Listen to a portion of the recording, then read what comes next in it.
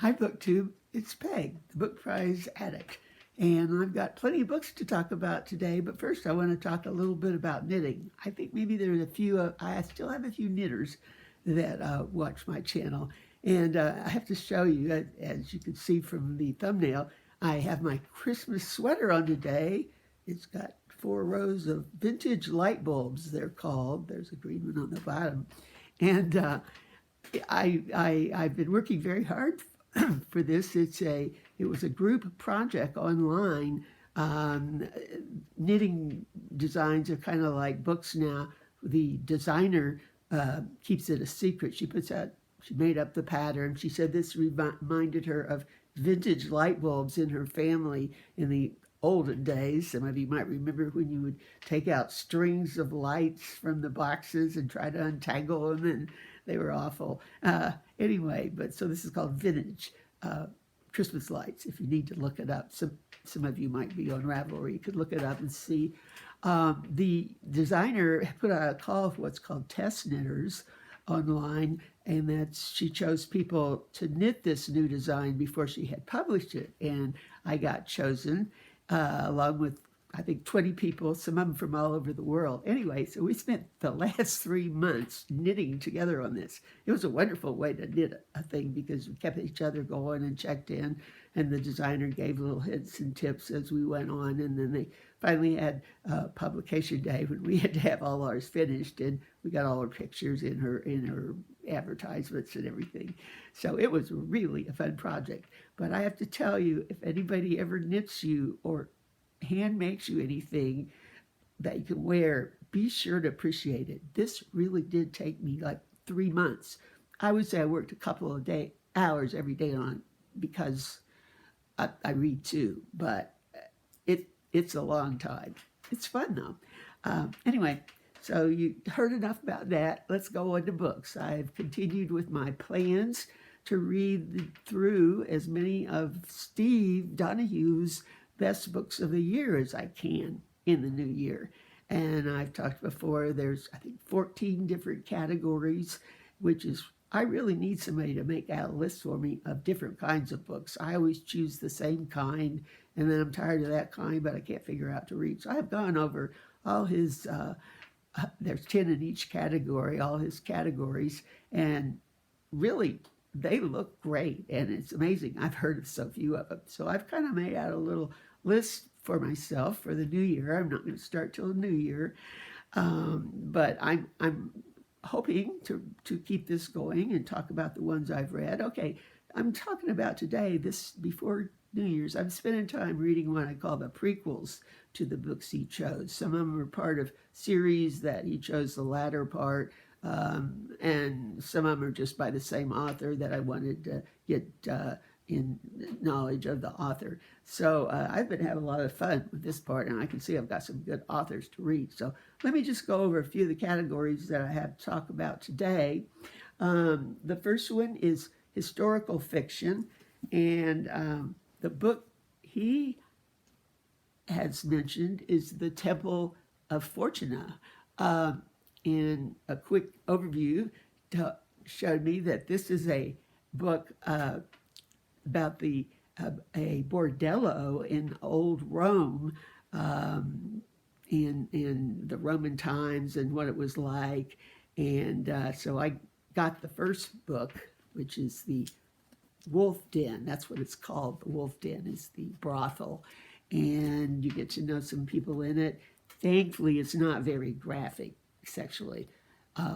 Well, it's not hidden what they're doing, but anyway, and it shows a lot about Roman society when they did go out. The main character that we're following had been sold by her mother. Her father was a doctor. When he died, they didn't have any money, so her mother sold her into slavery, and this brothel keeper bought her. Wow, I didn't realize how easy it was to get when you fall down in those days.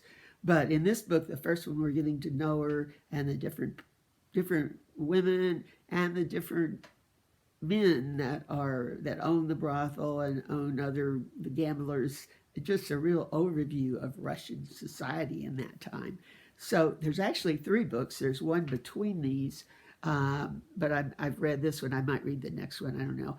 But you can tell that she's not a dummy, and she actually works her way up into some pretty high positions near the end of the trilogy. So I'm anxious to see how that all happens. And meanwhile, a lot of good info on Roman times and what it was like going through the streets then. Very good. Okay, next I'm going to talk about thrillers. Steve talks about thrillers a little bit in his write-up, and he likes them for the same reason I do. They are full of hopefully very good action scenes, very well written action scenes, and they are probably the best escapist literature you can find if you like that kind of thing and if it's well done.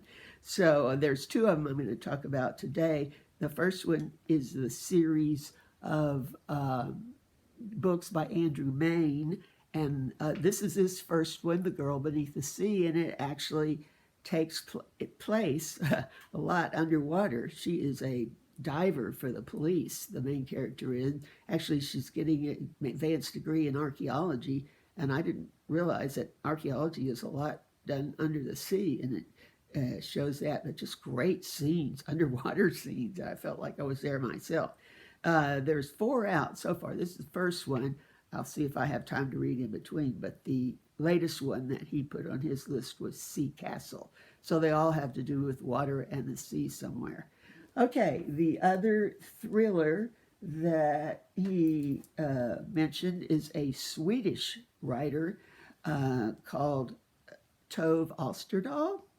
And let's see, there's only 2 in the series so far. This one won the Swedish Crime Novel of the Year award. This is the first one. It's about a woman police officer in a small town, Sweden. Again, lots of interesting characters, and she seems to know everybody in town. And let's see, the last one is, nope, that's not it. Wait a minute. The last one, well, okay, mine was You Remember Me. That was the first one. And the next one is You Will Never Be Found. That one really looks good, all that snow.